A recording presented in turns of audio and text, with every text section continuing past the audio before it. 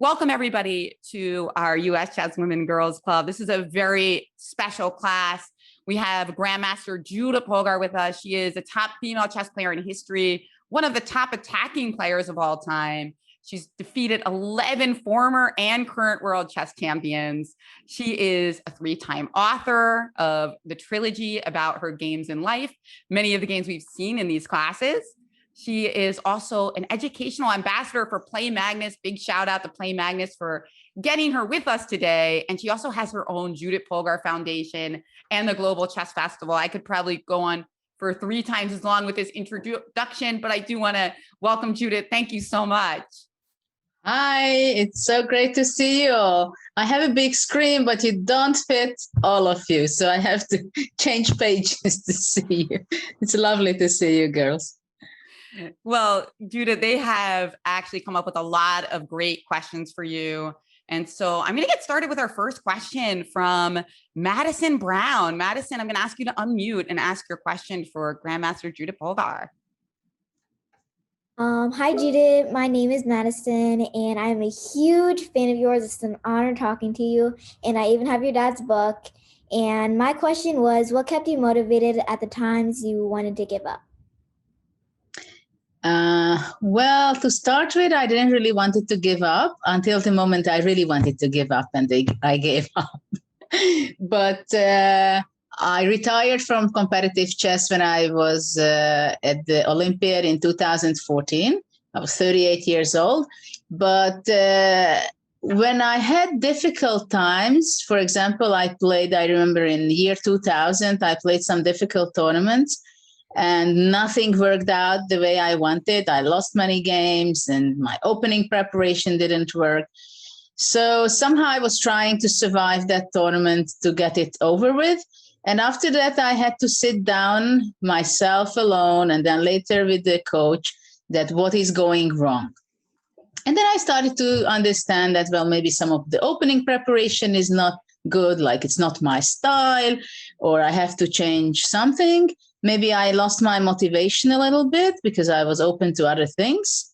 And but when during a tournament I wanted to cheer myself up, I just sometimes selected my best games and I went through on some of them. And I thought, okay, I can play good chess. So I was reminding myself for that. And then I felt better. Because the main problem is when you play badly that you lose your self-esteem, your self-confidence, and that's bad. So you have to do something in order to fix that. Okay, thank you. Thank you so much. You're welcome. Wonderful. Thank you so much, Madison. I'm going to ask Bianca if you are available to be unmuted. I'm going to ask you to unmute and give your question. Hi, my name is Bianca Mitchell. I'm 16 and I'm a filmmaker. And I was curious, have you ever had self-doubt or like you're an imposter when you were a teenager, and how did you deal with it? Well, actually, I really knew what I wanted.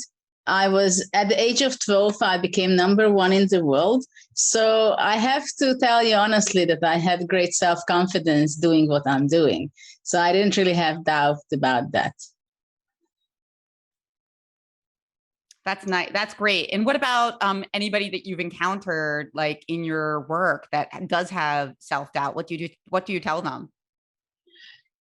Well, it depends how deeply they have that. I know that girls, many have, or mostly girls have this self-doubt a lot. And for me, I was very fortunate because I grew up in an environment with my parents supporting me all the time. And also my sisters, who are both of them older than I am.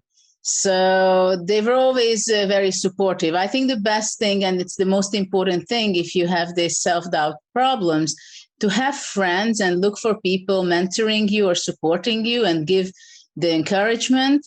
So, but of course you have to work hard. It's not that if you don't work and you have bad results, for example, then Well, maybe it's reasonable to have self-doubt, but if you make your plan, you have your training plan, you know what to expect, and you know that you have to be improving, then really you should be looking for friends. And of course, the ideal is when your family is supporting you in that. But to have friends who you work with and support and do things which can boost your self-confidence. Fantastic. Elizabeth Brady, can you be unmuted and ask your question? Hi, my name is Elizabeth Brady. I was curious, what is the scariest position that you were able to come back from and win or draw? For this, it's very easy to answer for me because I had one specific game which I played against Alexander Grischuk, who is still now one of the top players, but I played against him back in 2006 or 7 in Switzerland, the famous Bill Festival. And in that position, unfortunately, I got a lost position out of the opening, but I was like ashamed of resigning in move 15. So I was fighting out all the way until move 61, when my opponent really thought that he's going to be winning the game without any doubt. His king was standing better than mine. He had 2 extra pawns. I didn't have a single pawn. His knight was standing in the center.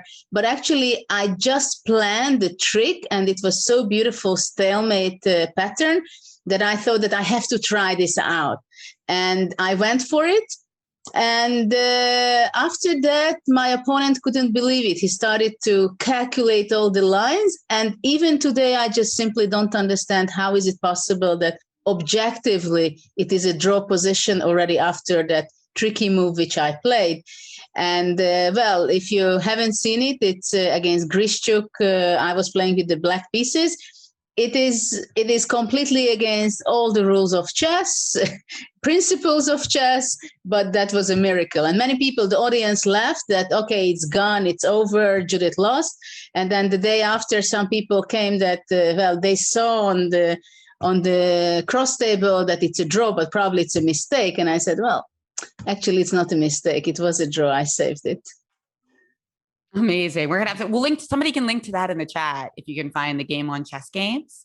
And you know, one of the things we have here, Judith, is that these are girls from our US Chess Club, but we also have a cross-cultural program that we host every week or two with girls from Kenya and Namibia, and we learn chess together. It's so much fun. And because you were so kind to come at 3:30, it's only 9:30 or 10:30 over there. So many of them have joined us today, including Gisbertha.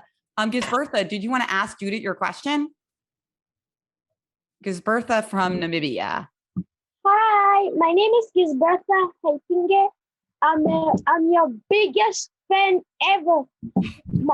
My question was, what is your favorite opening? My favorite opening? Yeah. My favorite opening is the Sicilian. I always start with e4 with white, and if I'm playing with the black pieces, I play c5, the Sicilian. I had tons of games in the Sicilian, different systems, and the reason is because it is very tactical. There are a lot of combinations. There are a lot of exciting things happening in that game. It's not very positional. It's more of a very concrete battle. And you can do some unexpected things now and then. And I did to some people. We were going to show a game after you leave, Judith. We were going to show a game that you played against Alexei Shirov in 1994. Argentina. And I'm the black pieces. And the main role takes the favorite piece of mine, the knights.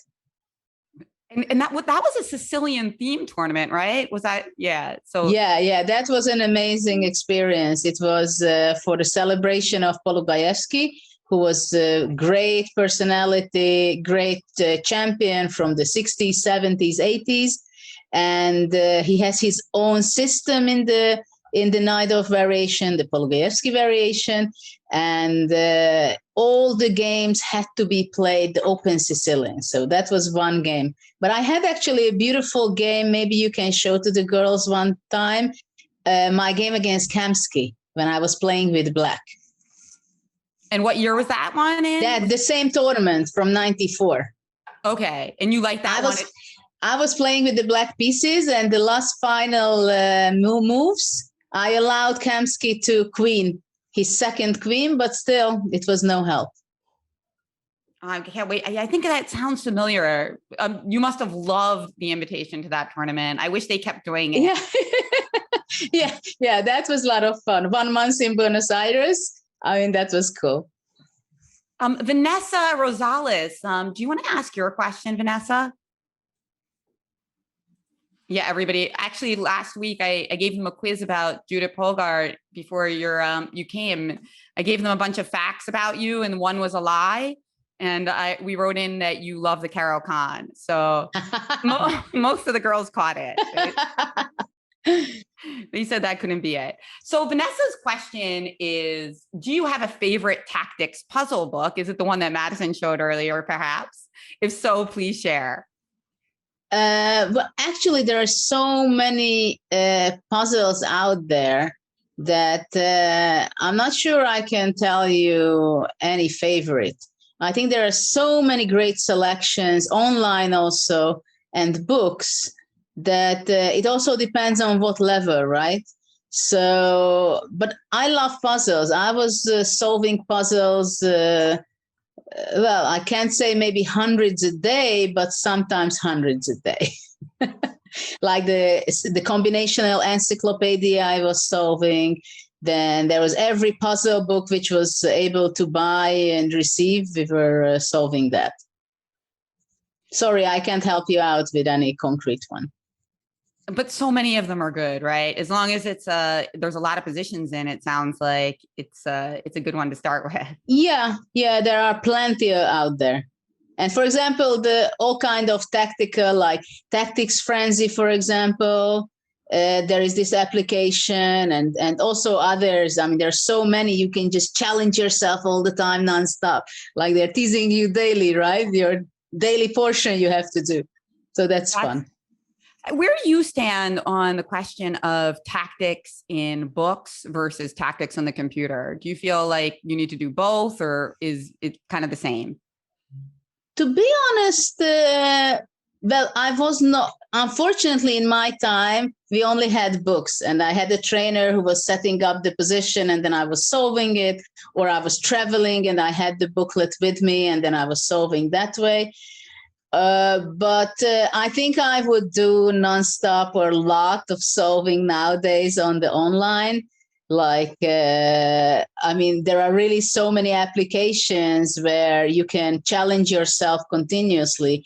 It is really a very good training. I think nowadays I would maybe even do it before the game, like before every game, an hour before, just to solve a few problems.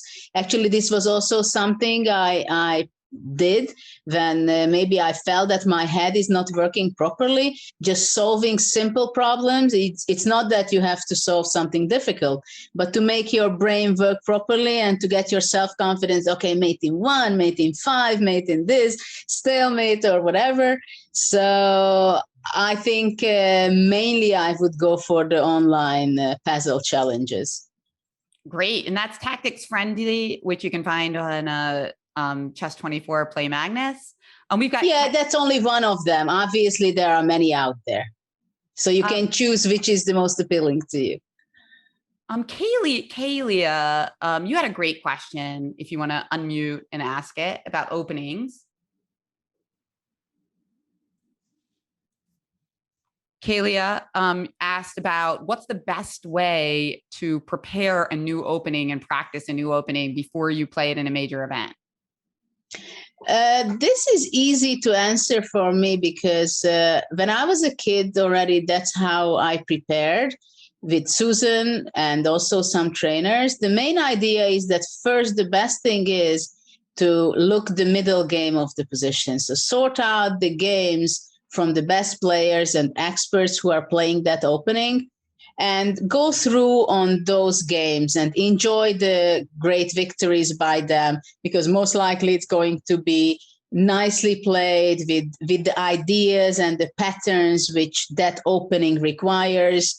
And so you get a feeling for it, that what kind of middle game and end game can arise from that opening. And once you're really sure that you like those type of positions, only after that go to the database and make a selection of lines. Mainly the best thing is to look main lines if you want to have a stable repertoire. But of course, if you want to surprise your opponent, then you can also deviate for smaller lines. But the most important thing is to understand well the middle game themes and patterns and ideas, and what kind of moves are in the spirit of the position, as we say. So even if something goes wrong in the opening, you can still fix it in the middle game if you understand the middle game part better than your opponent. Unfortunately, that was the case in many of my games because my strength was not the opening, but mainly I was very strong in middle game. So if I got a worse opening game, then I had to fix it and put 5 times more energy into the game to try to fix it and get an advantage. Anastasia, you want to say hello and give your question? Sure. So my name is Anastasia Catelli. I'm a really huge fan of you. I talk about you a lot in class. I do reports on you because you're really amazing. Thank you. My question was, when you were visiting countries around the world to play in chess tournaments, what was your favorite to visit and why? First of all, I feel very fortunate that with chess, I was traveling all over the world, like 70, 80 countries. Some of my favorites were Holland, for example. That was one of my favorite countries. And Spain. I played a lot of tournaments in Spain. Well, I can point out these two. These two were really that I love to play. And the reason is because when I played in Holland, I had some nice stories and they really appreciated my victories, my play, and I got some new friends.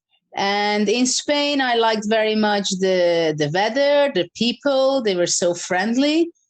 And somehow the atmosphere, especially Andalusia, it's very nice. They have all kind of festivals and stuff like that. So those two countries were the main favorite. Charlotte, I think you had a question/comment. I sure do. I just want to say real quick, Judit, that I've been following you since I was 12, so for over 20 years now, and I am such a huge fan. I just want to thank you for all you've done to make me more motivated in chess. I don't have a question, so that's it, but thank you so much. Okay. Thanks very much. Yeah. Jolantia, you're up. Thank you. My name is Jolanti Ramprasad, and I want to ask my question, which is, what is your advice for young women chess players? Like, how would you, how would you want them to play? Like, how would they improve? What's the advice? If I understood the question well, what can I suggest to young girls how to improve? Yes.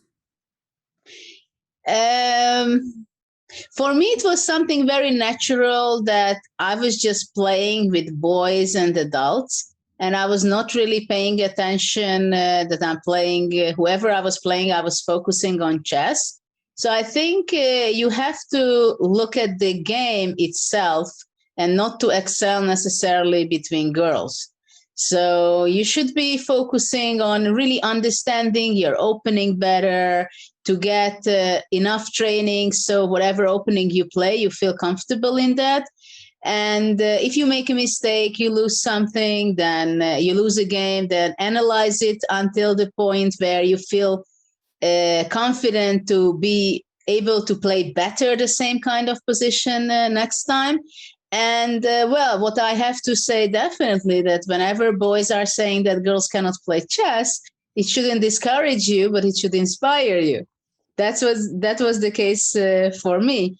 And so I wish that the girls who are out there competing, they gained enough knowledge in chess and understanding that you will have the self-confidence to compete with the boys. And generally speaking, just give the best you can, best knowledge in chess. And we have, I think, a related question from Tara. Hi, Judith, it's really amazing getting to meet you. I was wondering, what's your opinion about how like women's only events, women like girls tournaments, women's only titles, stuff like that? How do you think it affects the population of girls in chess? Do you think it helps or hurts that? Well, obviously, if I would have a magic power, I would change some things. But of course, it would be not good for chess to make women chess tournaments disappear, because that's not the point. The point is, I think that the ladies tournament out there, just a Grand Prix, Women Grand Prix, finished the other day. There are talented girls, great players.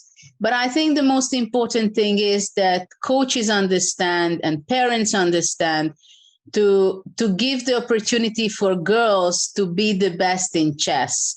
And my dream is when there is a coach who sees a 7-year-old girl and a 7-year-old boy to say the same thing, that you can be the best, you can beat Magnus Carlsen.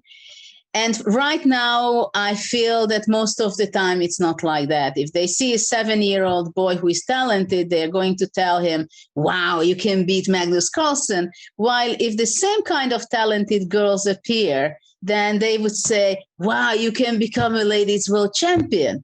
And objectively talking, if you see the ranking, the number one lady player who you find, she's number 85, I think, in the world. So why would we have to limit the girls, right?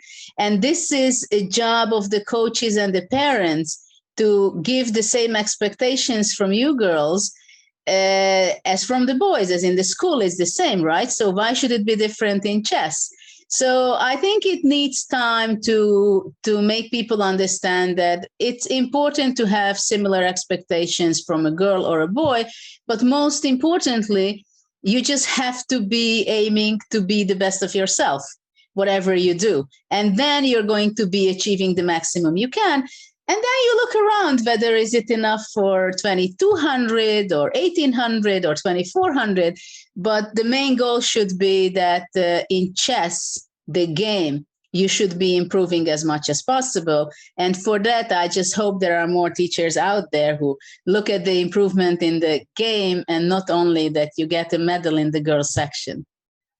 Great advice. Thank you. I mean, I love that. And Judith, of course, was in the top 10 players in the world during your time. How did that rank as your biggest achievements, Judith? Was that up there? Absolutely. And I have to tell you that if my aim and objectives wouldn't be to be competing with the best man, then I'm pretty sure that I wouldn't be able to become and stay number one for 26 years between women, because I had my road and I was just passing by, reaching that kind of rating, which assured me to become number one between girls. So because I had my focus on being always better and I knew where to go next, because of this, I just achieved much more, I believe. Laurel, did you want to unmute and ask your question? Yeah. Hi, my name's Laurel. And my question is, if you could do it all again, what might you do differently in chess, school, or life? You know, I'm a person of today and from tomorrow. So I'm not really a person who regrets many things, because also I believe that the things which are not so good, or something happens which you didn't plan and it's negative, or that's how you live it. At the end, when you have some success, it's part of the deal. And so that's why I think I try to be in the presence, and I do the maximum I can out of whatever I do, whether I write a book or I make a course or I organize my global chess festival or I give a lecture or whatever. I try to give in the maximum, and then I cannot blame myself so much. But of course, if I don't make my homework and I don't give everything, then I can have a bad feeling. Thank you. We had a lot of questions about, including from Annika, about what books you recommend. Well, of course, I have to give a shout out to Judith's fantastic trilogy about her own life in games. But beyond that, Judith, what are some of your all-time favorites? Generally, I like books, biographies. For example, Gelfand has a very nice book series now. Anand has a book. Then there are a lot of good books from Quality Chess. They have very good, nice authors like Mihail Marin. He writes nice books. I love endgame books, for example, and not only endgame books, but John Nunn is someone great, fantastic author. And well, there are quite a lot of people, good authors out there, I must say. So. And also there are talking about books. I'm just finishing a Chessable course, which is going to be published in a few weeks. And actually, I found it a very interesting platform. And it's not only because I'm not saying this only because I'm part of it now and I'm making it, but I found it very interesting the way you can learn from books. That what is it, move trainer or something? Yeah, and yeah, somehow I found it very interesting myself that, when I was playing, if I could be able to repeat my notes that way. So I think it's also transforming the paper book, that you can do it online also with the great efficiency and to remember them even better. But really, John Nunn's books and his company, I think Gambit or what is the company? Also, I like New in Chess publications quite a lot. I'm also writing to that magazine. So there are a lot of great books, Delilah, did you want to be unmuted? You had a great question there I saw in the chat. There you go. What's your favorite material in Balance? Favorite material Imbalance. Wow. Actually, it was something which was very difficult for me to learn. And then later on, I liked, what is my favorite? I don't know. But for example, giving an exchange sacrifice, that is something I liked for positional compensation. I mean, I even did a very interesting one against Karpov back in Buenos Aires. I'm not sure which year, 2000 maybe. Nice question. But later on, I like the different kind of imbalances. But for example, 2 rooks against the queen, it's very tricky because the imbalance is also depending very much on the pawn structures we have. So that's why it's extremely difficult to judge and evaluate those positions. Love it. Great question from 7-year-old Delilah. Love to see it. Yeah. Lyric, did you want to say something? Hi, Judith. It's lovely to see you again. I do have a question. It's more personalized, but I feel like everyone could benefit from hearing it.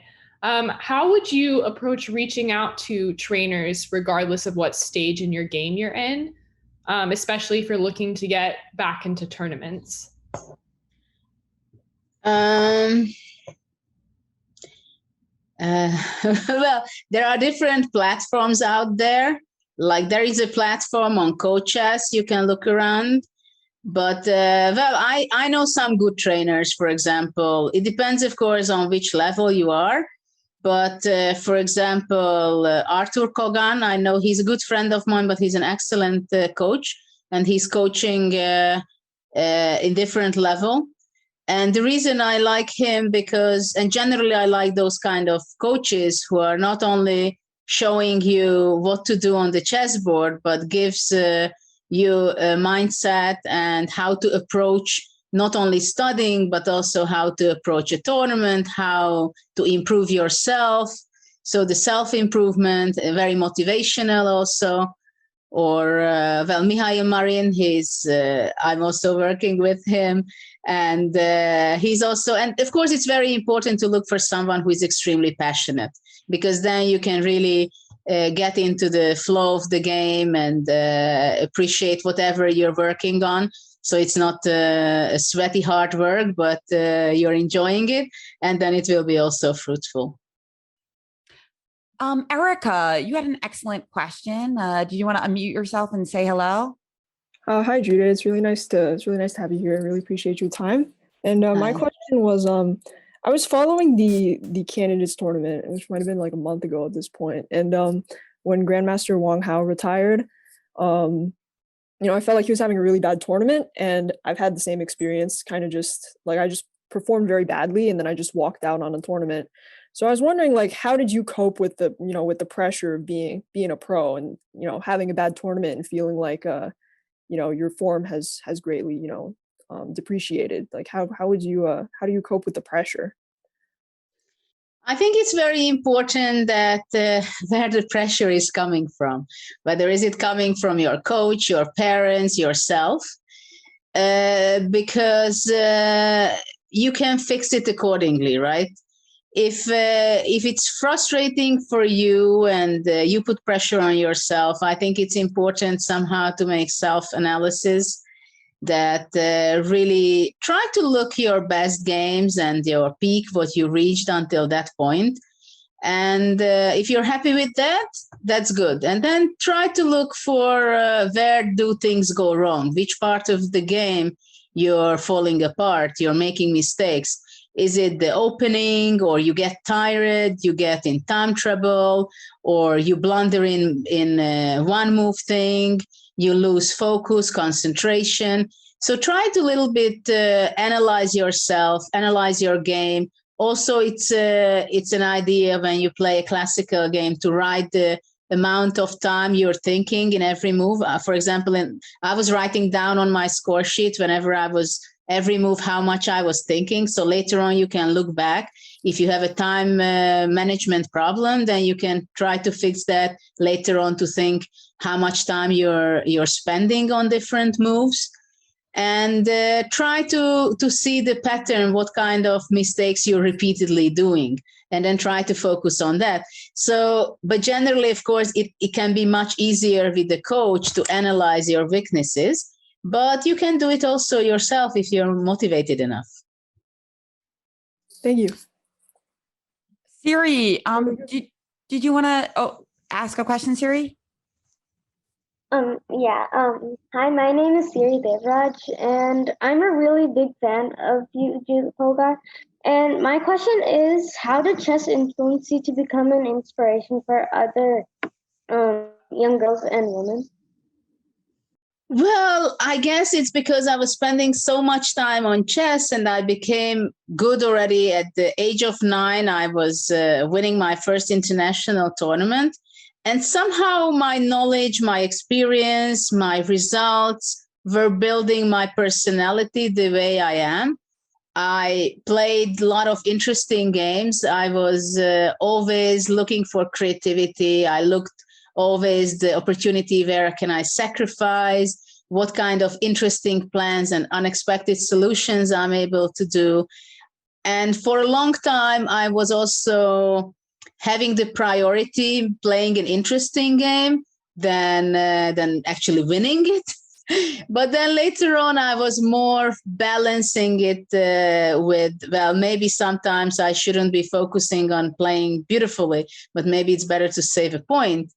And little by little, how my life, I played so many tournaments, and all these little things were building my career, my self-confidence, and created new challenges. And I think it just happened that way, that already when I was a teenager, I had a lot of fans, and a lot of girls and boys were writing to me fan letters that, wow, how inspiring. So I didn't do anything on purpose to be like that. It just happened that way. And as far as I understand, it happened because I was playing competitively like 30 years. So I gave so much interesting inputs to the game.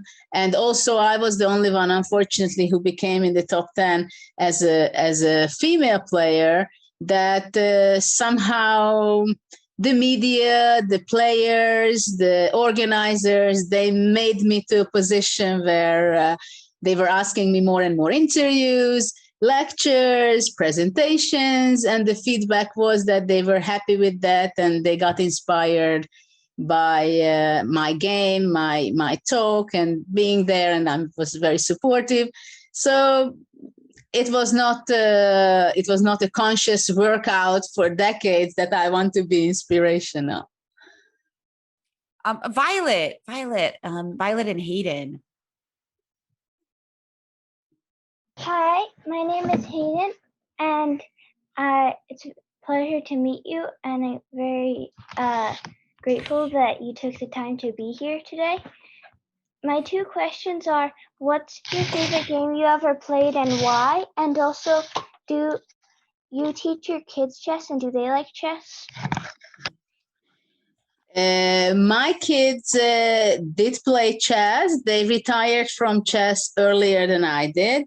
They played in kindergarten, then they played in first grade and second grade.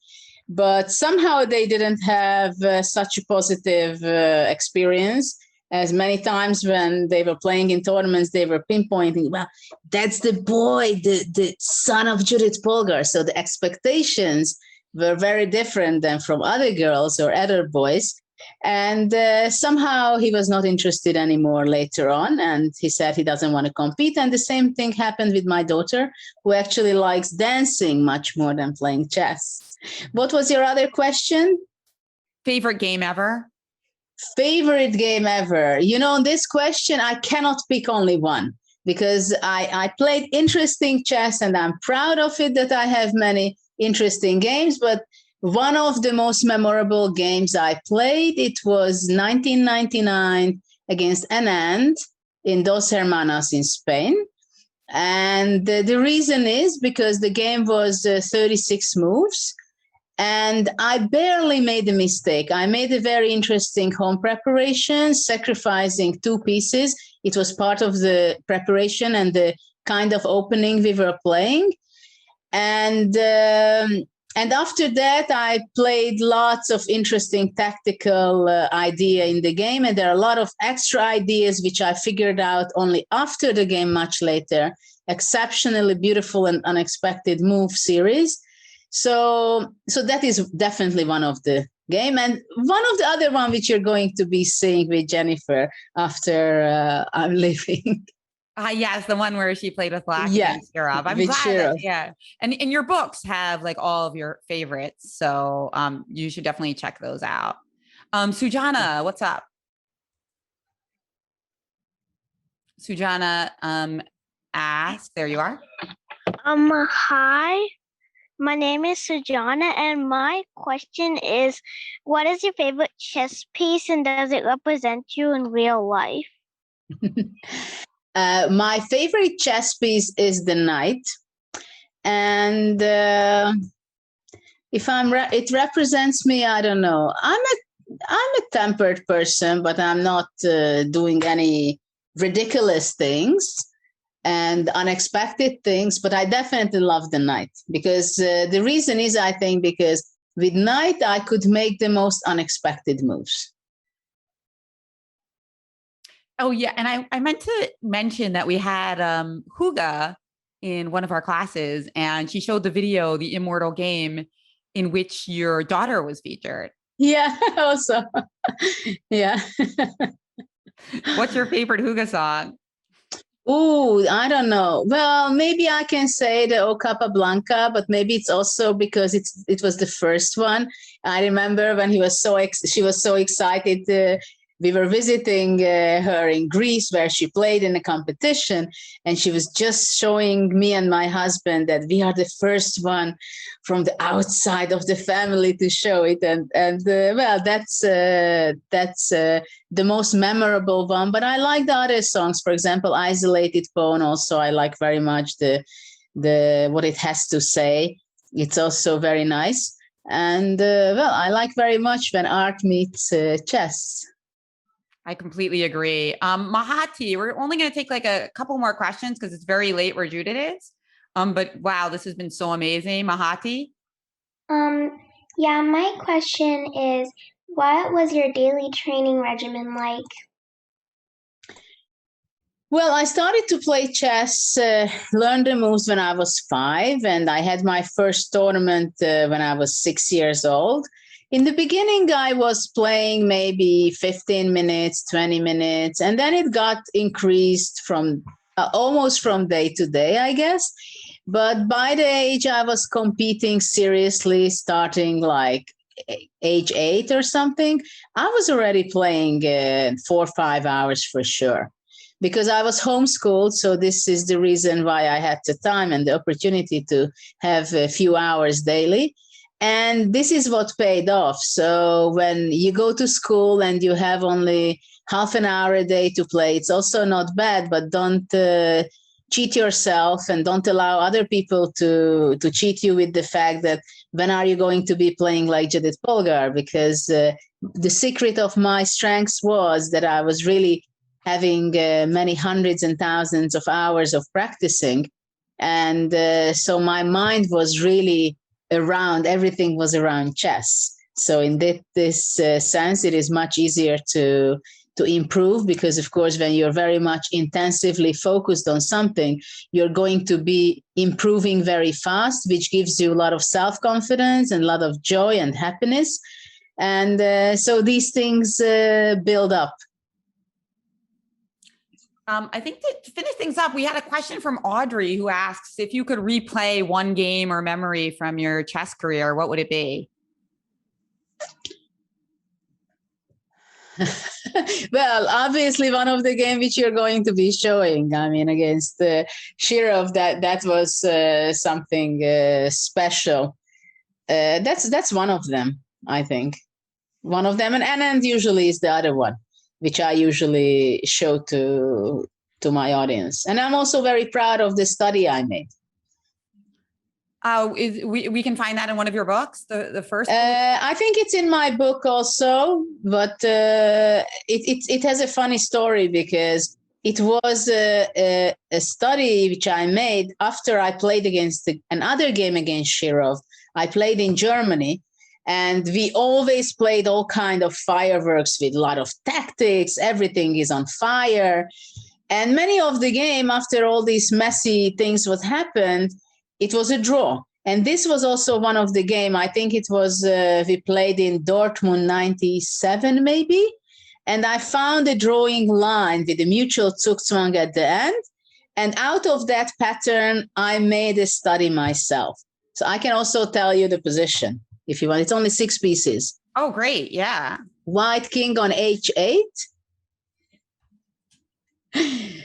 Pawn on a4 and b2. Black king on h1, pawn on a6 and b7. Black king on h1 and pawns on b7. A6. On b7 and a6. Yes. So it's only 2 kings and 2 pawns each.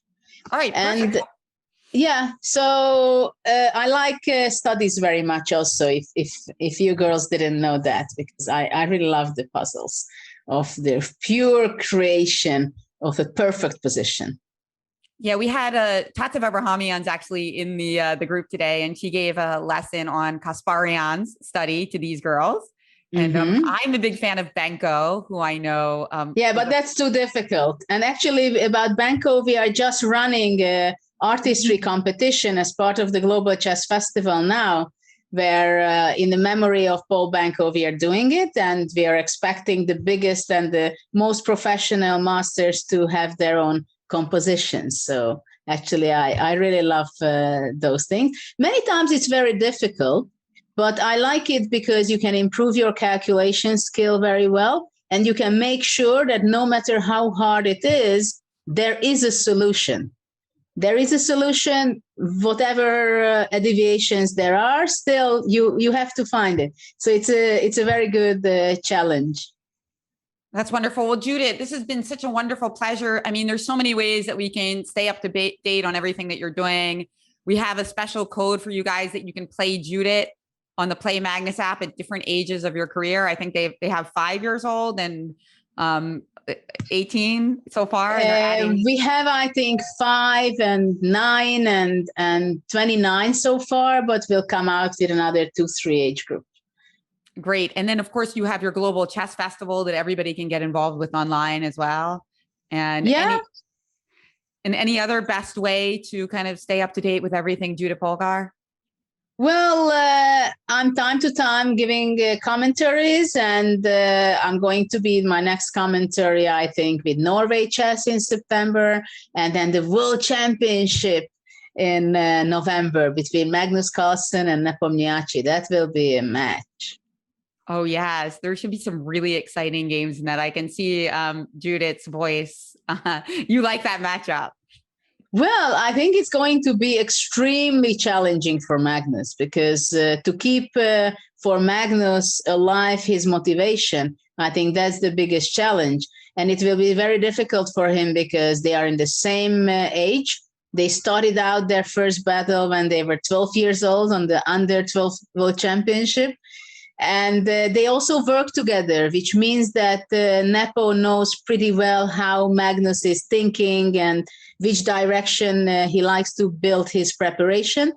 And of course, you have to understand that when you see a World Championship match, you see 2 players playing against each other, but actually there's a whole bunch of people in their teams who are making the battle. Actually, in the opening phase of the game, the battle is between the backstage people, right? So that's why it's going to be extremely interesting. Wow. And I'm so glad to hear you're doing commentary. So Judit Polgar, we'll obviously keep all of you guys updated about all of Judit Polgar's activities on the mailing list. So not only that, all the games and studies you mentioned today, I will also remind you guys of later in case you missed it. So why don't you use this time to say goodbye to Grandmaster Judit Polgar, the top female player in history, one of the best attacking players of all time. What a joy it's been for all of us. Thank you, Judit. Thank you very much, and have a nice evening. It was lovely to see you all. Bye. Yeah. Thank you. I'm following the chat. I see. Thank you very much. Good night, Judit. Good night. Thank you. Bye. Bye.